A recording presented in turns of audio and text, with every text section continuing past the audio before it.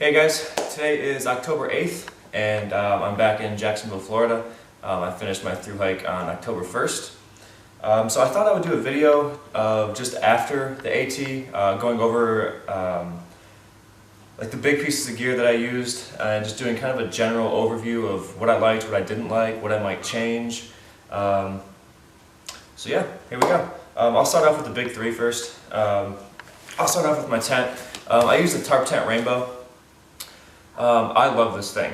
It weighed 2 pounds. The two downsides to it were kind of that, one, it doesn't have a rainfly that I can take off, so sometimes that was kind of a bummer because it would have been nice to leave it off to look at the stars or whatever, but also the AT can be kind of unpredictable, and it seemed like it rained a lot at night when you didn't think it was going to, so I could definitely see how that would kind of suck if that happened. And then another thing was, it's not a freestanding tent. It requires stakes, and 99% of the time it wasn't a problem at all. But you know, there were instances where it was kind of a pain to get stakes in if I was on some rocky ground or you know, or whatever, just really rooty ground. But for the most part, worked out flawless. Absolutely loved it. Super light. I mean, I could fit 2 people in it easily. Lots of room. Doesn't, you know, it's definitely not one of those super small, you know, tents that kind of feels like a coffin or something. I love this thing.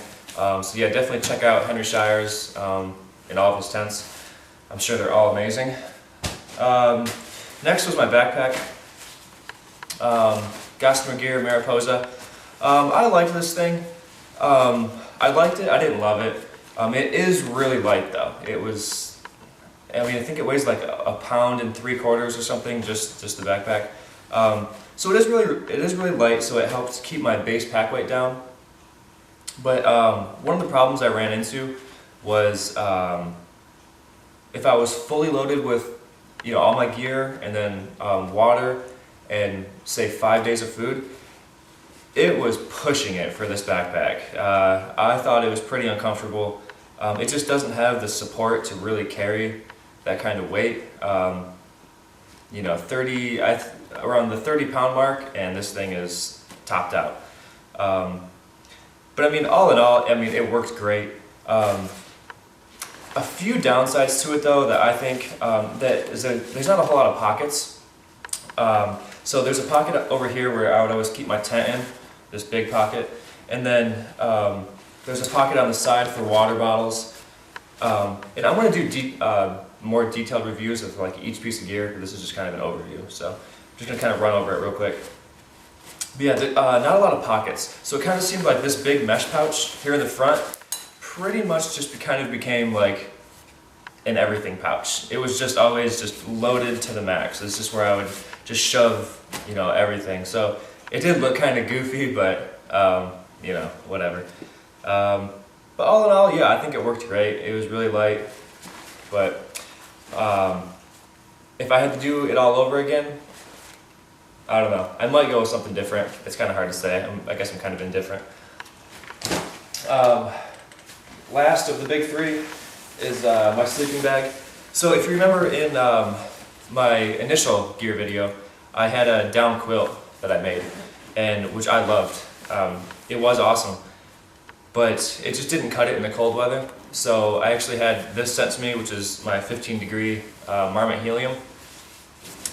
And so I got this sent to me. This thing worked out awesome. I love it. It's obviously like 2 pounds heavier than my down quilt, which is like 1 pound. But yeah, this thing worked awesome in the cold weather, and then during the hot summer months, I got my down quilt sent back to me. I'm gonna try and revise that quilt and do a new design on it, and probably add some more down and see if I can, you know, it'll be a little bit heavier, but hopefully I can get it to be exactly where I want it to be. But yeah, so the down quilt worked awesome in the summer. This worked awesome in the winter. No complaints as far as that goes. Got the job done. Alright, this just because it's handy. My Arc'teryx down jacket. Yeah, this thing was awesome. I loved it. Crucial piece of gear, I think, is a down jacket. Yeah, not a lot to say other than it's extremely comfortable. It's really light. Very warm as well. Not a lot to say other than I loved it. Let's see. So in my also in my initial gear video, I said I was going to bring this Neo Air X Lite, but I actually popped a hole in it right before I started the trail. So just literally 2 days before I started the trail, I went up and picked up the Thermarest Z Lite. And this was just kind of like a last minute thing. I did not want this kind of sleeping pad. So when I got this, I sent this broken one back to Thermarest to see if they could fix it. And they did. Well, they actually didn't fix it. They just sent me a brand new one. So thank you, Thermarest. That was awesome. So just in being forced to use this for a couple weeks, it ended up being that I loved it. There's no way I would want to use a blow-up pad for a through hike like that. I mean, just the convenience of this thing, it definitely isn't as comfortable. That should be pretty obvious. But the ease of use is insane, and just I just think of the nights to where I was just so tired getting into camp, and just all I wanted to do was just eat something and go to bed.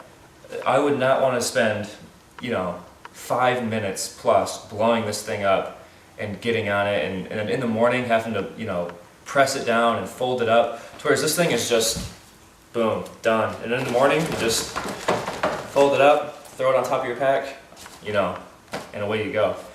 The convenience was just ridiculous. So I love this thing. I would recommend this to anybody. Also, this works really well too if you just want to sit down somewhere. Just, really quick, you want to take a break, or there was times to where on really nice days we might just lay out in a grassy field and just hang out in the sun, whatever, just hang out.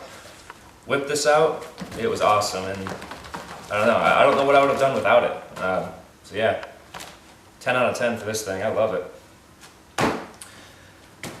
Next were my Gossamer Gear trekking poles.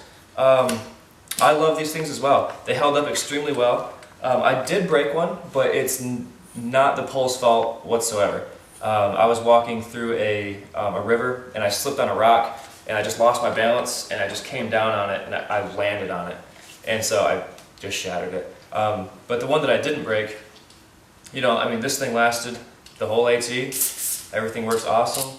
The tip is gone, but it was 2,200 miles. You can't expect the tip to last. But yeah, love these poles. Just super light and obviously durable enough to last through the whole AT. So excellent products. And the cool thing about them too is because I broke the bottom of this, they sell them in halves. So I don't have to buy a whole new pole. I'm just gonna get the replacement bottom part, and I'll have a new pole again. So, yep. Thank you, Gossamer Gear. Love these things. Okay, next I'll go to all the Cuben stuff I used. Okay, the food bag. It got the job done. I don't want to say I loved it, but it got the job. I did like it, but it's just, I don't know what to say about it. It got the job done. It is light. There are some wear marks on it, which there's some wear on all the Cuben stuff. Just over time, it is going to break down. It's super light. That is kind of the downside, is that it's super light. The lightest stuff you can buy, but it isn't the most durable stuff. But it'll last a through hike, so that's pretty good. So food bag, awesome. The liner was good. I did run into a few problems with this though. Is that, I don't know if the camera can see it from this far away, but it started to wear so thin that it basically became not waterproof just because it's so thin. And I actually did have a couple problems where I got rained on really good. And I always kept my sleeping bag down here and then my clothes on this side, my spare clothes. And my sleeping bag got wet twice. Not like soaking wet, but kind of uncomfortably wet. And that was just because of the wear on this thing. So that's just something to be aware of. So, I don't know, I liked it. The rain skirt, this was seriously probably my favorite piece of gear. I absolutely love this thing. I would recommend a rain skirt to anybody. Crazy light, I forget what it is, 2 ounces, right around the 2 ounce mark. And it worked flawlessly. you know, it kept my shorts and underwear dry. Everything from here down was wet, but whatever, you know, that's not a big deal. Also, this would like pull double duty to, like in Maine, we were sitting on a beach, just kind of hanging out, and I laid this down to lay my stuff on because I was using my sleeping pad to sit on. So I laid this down so all my stuff wouldn't get sandy because I was cooking or doing whatever. So yeah, it's thick enough to, you know, it's not as thin as all the other Cuben stuff. So I just feel like it wears a lot better. It's gonna last longer. I love this thing. Cuben jacket. This, honestly, I wouldn't buy this again. For a rain jacket, it's insanely light, but that comes at the cost of, it doesn't really keep you dry. There's times, it did in the beginning. I was totally dry, and I was like, this thing rocks. I was like, you know, oh my gosh, totally worth it. But as time went on, and I mean, you can see, I mean, I hope the camera can get this, but the shoulders, like if I was wearing it when it was raining, the shoulders where my pack would rub completely wore down. I mean, it is like smooth. It just feels, I mean, I don't know. It feels like wet paper or something like that. Just kind of soft. I don't know. And I feel like the zippers weren't very waterproof either. I feel like that was where I first would start noticing being wet when it was raining, was like right along my chest where the zipper was. And then on top of my shoulders where it starts seeping in. And I feel like it's a good design, and they got something going for them, but I don't dig the jacket. If they made the jacket out of the same thickness as the skirt, I think it would be awesome, so much better. And I would take the weight difference, because I mean it would be minimal, but you know, I would rather have a slightly heavier jacket, but something that's going to work and be durable. And you know, they should make it at exactly the same Cuben they do the skirt. So Z-Packs, do that. Okay. Next, I'll do my cooking set. The Snow Peak Mini Titanium Soloist. I love this cook set. It was phenomenal. It does everything I wanted it to do, and actually, my hiking partner, Spaghetti Monster, she was using a Jetboil, and ended up getting one of these because her Jetboil was just on the fritz. It sounded like it was going to blow up or something. But so she ended up getting the exact same cook set I have. So the pots, and then also the titanium stove. She bought the exact same setup, and I loved it. It just worked out perfect. In the morning, I would make coffee in this, and oatmeal in this. And at night, I would either cook whatever dinner I was going to make in this, and then boil water for hot cocoa, or I would do my meal in this, and then I could do a half a package of instant mashed potatoes in this, and then I would eat it and then just do the other half right after that. Yeah, and it was awesome. I could just cook in fires, which is like, I think, a huge benefit, because I did that a lot. So fantastic. Definitely look into the Snow Peak Mini Soloist titanium pots. And then, okay, I threw the fuel out here just because with the smaller fuels, I liked them because they fit, you know, they would stack really neatly in the pots, and it just worked out really good. It's nice and convenient to have everything in there. But I actually preferred the bigger fuel canisters. They would just last longer, and I don't know, I just liked them a lot more. More stable platform. But, so, I don't know, just kind of a side point. Alright, this is my titanium trowel. I love this thing. It only weighs half an ounce, and I feel like at half an ounce, there's no excuse to not have a trowel. And I'm going to make a separate video on this as well, but the backwoods etiquette, like bathroom etiquette, I feel could be improved upon out there. But this is a whole other topic for discussion. But have a trowel. It makes digging a hole so much easier. I don't care what you say. Using like a stick or your heel or something, you're not going to get as good of a hole as you're going to get with a trowel. And at half an ounce, you can afford to carry half an ounce for a trowel. So I love that thing.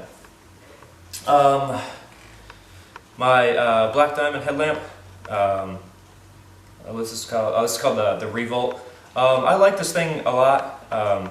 I never used the rechargeable battery feature. I just would buy batteries and just throw them in and carry extra.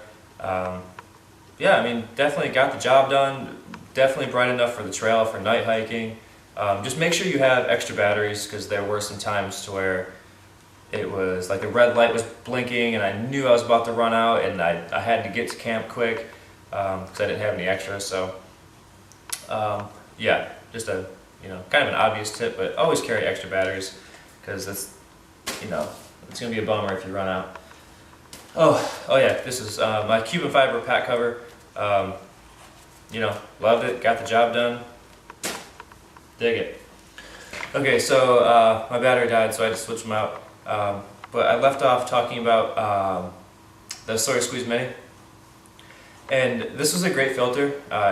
It worked fine. But I feel like it'd be worth the wait to carry the larger one. It's like 1 ounce more. My friend Spaghetti Monster, she was using this and was getting really frustrated because it was just going so slow. And so she got the larger one, and it just worked so much better. And I'm gonna go into greater detail on a separate video about both of those filters.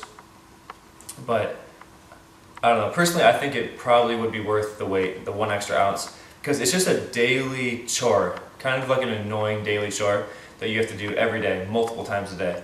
And so just to speed up that process is probably worth the wait. Still a great filter nonetheless, but if they could fix the flow rate with this and make it more similar to the larger one, I'd say it would be worth it. But I would probably say right now, and with what I know right now, go with the larger one. Alright, so I'll go over the clothes that I was wearing. I had 2 pairs of ex officio boxer briefs, and I mean, yeah, they worked great. They got the job done. They wicked well, they breathed well, they weren't light, they were light. So, yep, I like those. This is the Smartwool shirt that I hiked with. I did probably 95% of the hiking on the trail in this shirt. There's definitely some wear and tear on the back. I don't know if you can see it, but there's holes in the shoulders where my straps were rubbing. But this thing did awesome. It did really, really well. I never felt like it was heavy or hot or anything, and I'm pretty sure the Smartwool keeping like the stench away, pretty sure that worked well, because I've had quite a few comments on the trail from like day hikers or whoever, people in town, that said like we didn't really smell that bad, so that was nice to hear. So hopefully this played a part in that. My other shirt, the Patagonia Forerunner. I would hike in this thing a little bit, just whenever that one was like maybe wet or something, I would hike in this one. But this shirt did great as a town shirt, super light, and I mean, its job was to be a town shirt, so it's not too hard. So yeah, that worked.